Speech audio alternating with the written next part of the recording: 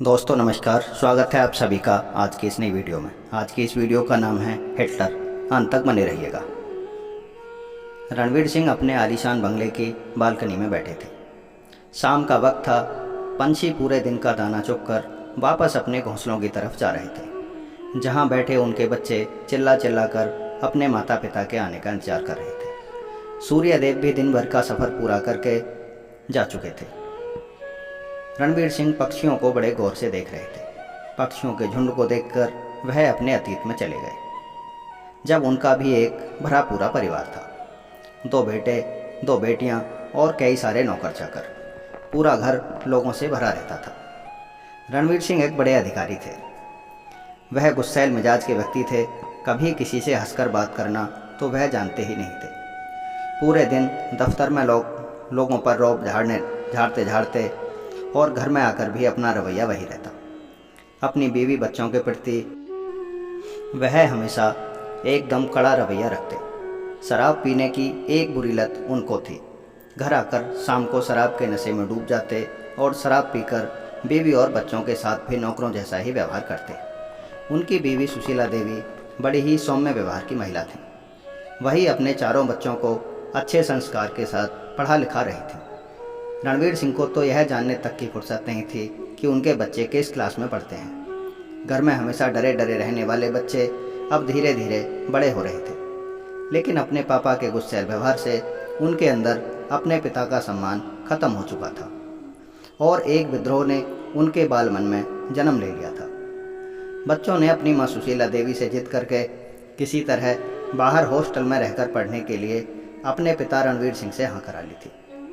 चारों बच्चे पढ़ने हॉस्टल जा चुके थे, लेकिन रणवीर सिंह का व्यवहार बच्चों से अलग होकर भी वही था।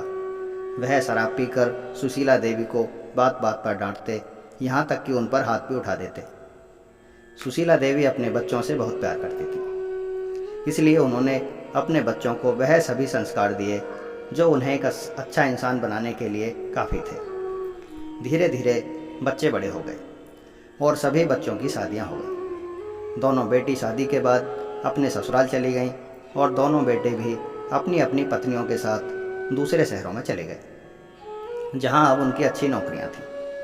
पापा से बच्चों का व्यवहार आज भी वैसे ही था। रणवीर सिंह आज भी कभी बच्चों के साथ बैठकर बात नहीं करते थे। उल्टा अब तो सुशीला देवी को बात बात पर यह ताने मारते कि उन्होंने ही बच्चों को उनके खिलाफ करके रखा है। इस बार दिवाली पर चारों बच्चे घर पर आ रहे थे और उनकी वजह थी कि उनकी मां सुशीला देवी का जन्मदिन इस बार दिवाली के दिन ही था। चारों बच्चों ने घर को बहुत अच्छे तरीके से सजाया था और अपनी मां को उनकी पसंद के गिफ्ट भी दिए थे। दोनों बेटियां, दामाद, दोनों बहू बेटे सभी घर में बहुत खुश थे, लेकिन रणवीर सिंह आज भी उनकी खुशियों में शामिल नहीं थे। कारण वही था उनका गुस्सैल स्वभाव और घमंडीपन। लेकिन फिर भी सुशीला देवी ने अपनी बेटियों को भेजकर अपने पापा को केक कटवाने के लिए बुलवा लिया। उन्होंने उस वक्त खूब शराब पी रखी थी, बहुत ज़्यादा नशे में थे। आने पर उन्होंने सुशीला देवी को गालियां बकनी शुरू कर दी।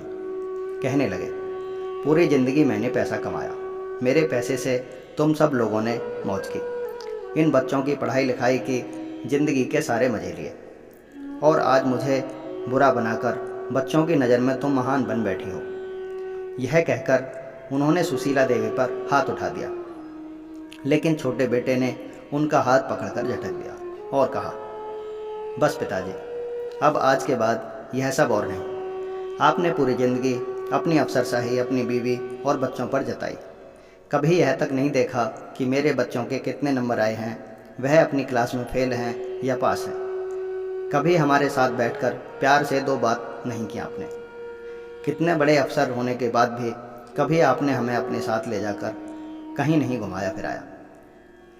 हमेशा बात बात पर डांटना, बुरी तरह पीटना ही आपकी आदत रही। माँ पर आपने नौकरों के सामने कितनी बार हाथ उठाया, लेकिन अब और नहीं।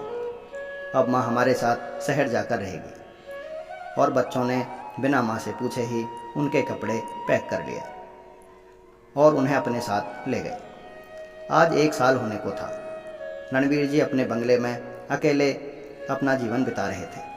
2 दिन बाद फिर दिवाली आने वाली थी, लेकिन इस बार घर में अंधेरा था। उनके गुस्सैल मिजाज के वजह से कोई नौकर भी उनके यहाँ ज़्यादा नहीं टिक पाता था।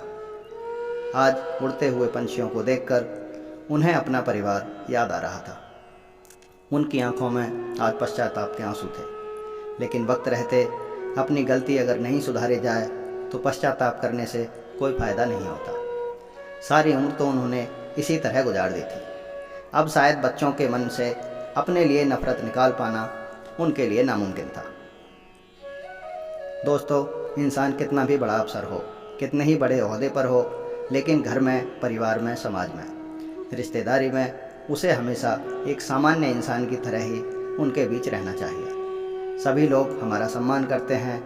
हम अपने पैसे या ओहदे के घमंड में कभी कभी अपने परिवार और रिश्तेदारों को और समाज को खो देते हैं।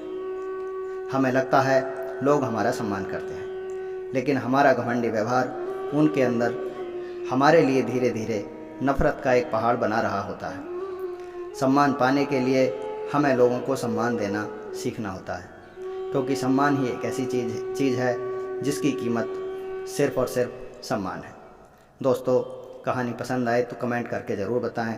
चैनल को सब्सक्राइब करें, लाइक करें और बेल आइकॉन दबाना ना भूलें, ताकि अगली कहानी का नोटिफिकेशन आपको आसानी से मिल सके।